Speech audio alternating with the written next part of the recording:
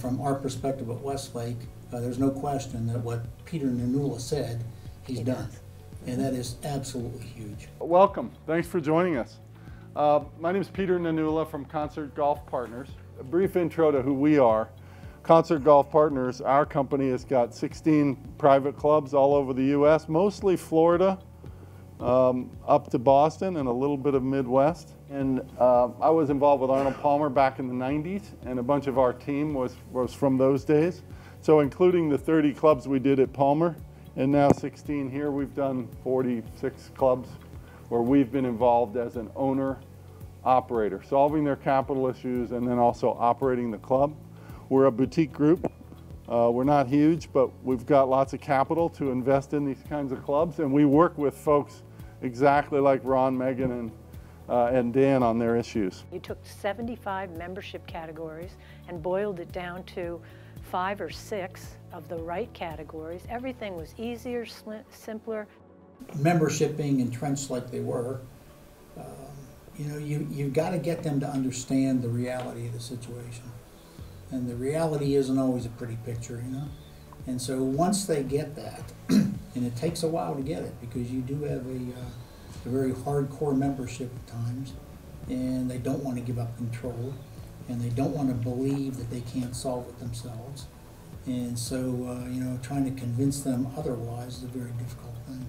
But there's not that many Augusta Nationals out there, you know, and most of these clubs, these country clubs today, have the same set of problems that, you know, we just discussed upstairs. We don't find people in the clubhouse now sitting in cliques complaining about the club.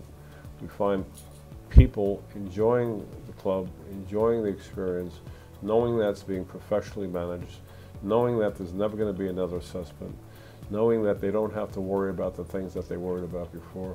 And the entire membership is much happier as a result of it. I think the lesson learned for us was, you know, we should have done this years ago.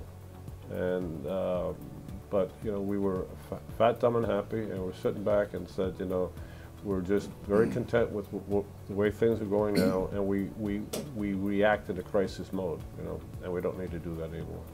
And there'll be members that leave the club because of the uncertainties. I don't like the board, I don't like the governance, I don't like the debt. And they will either go join another club or not. And they'll be kind of sitting on the sidelines going, God, I live in this community. I wish my club was better run or in better financial shape. And then when we announce our deal, even before we take over, there's 20 or 30 people at the membership office, and they've heard the rumor that the club's going to be debt-free, no more assessments. We're finally going to get those improvements we've been talking about for 5 years.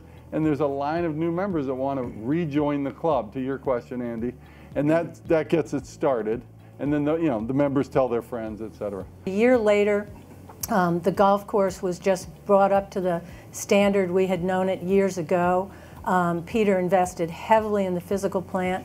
Today we sit there at Heathrow with an absolute full golf membership, a waiting list, and not one dues increase since Peter's been there, and that's been 6 years now.